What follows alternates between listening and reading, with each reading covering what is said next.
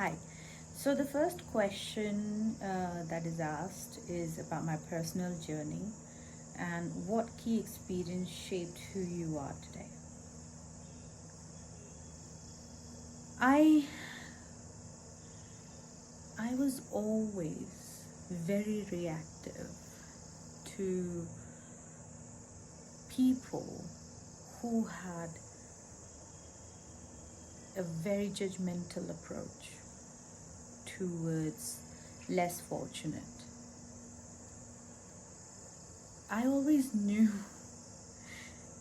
that I had an empathetic side to me who was never afraid to speak up for the people who were less fortunate, be it physically, be it socially, or be it even physically, or even mental strength. For somebody who was not able to speak, maybe an introvert, maybe somebody who could not defend themselves for any reason, I used to always speak up, and I still do in many situations. So I'm not surprised that I ended up working with kids with neurodiversity or traumas. I knew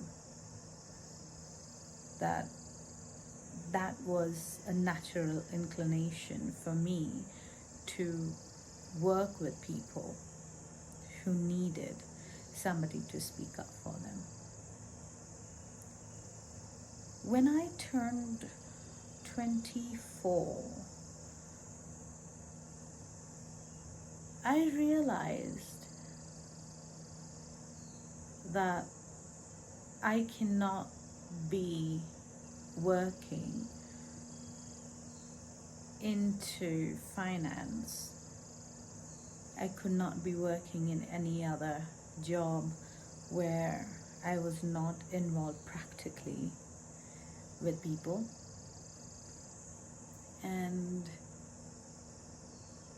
especially somehow solving things which were not easily accessible to people simply by just reading books. I somehow knew that I had to go into natural sciences. I had to go into going into a field where I could question, I could research. Maybe not, especially not research in the way that normally mainstream researchers do in today's world. I had to do it practically. So I think one of the second reason is that.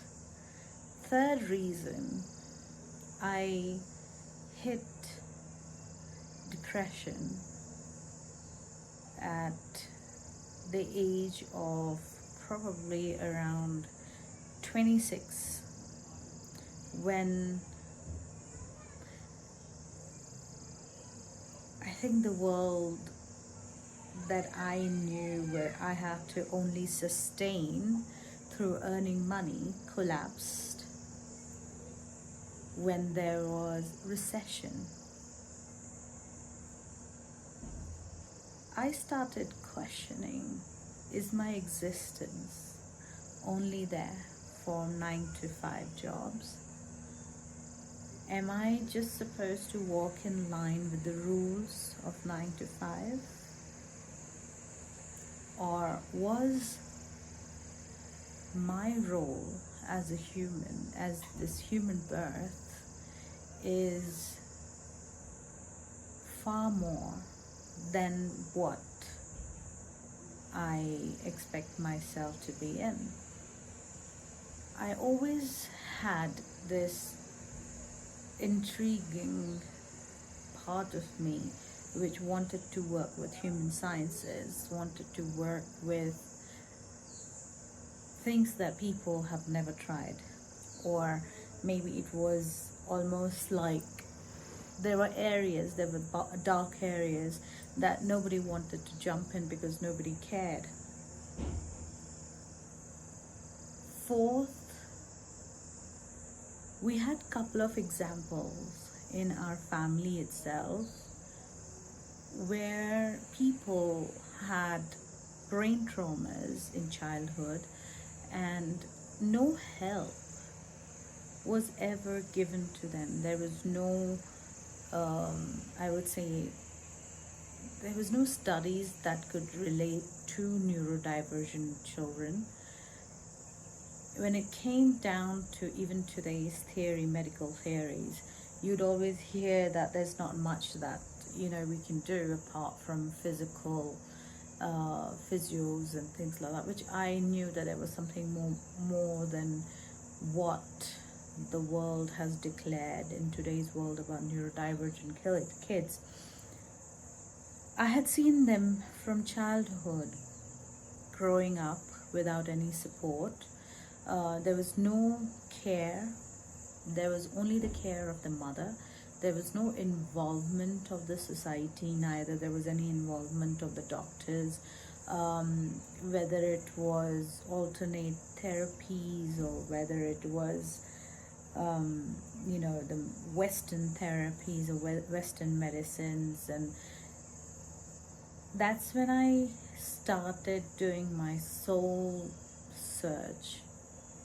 I came to India in 2010.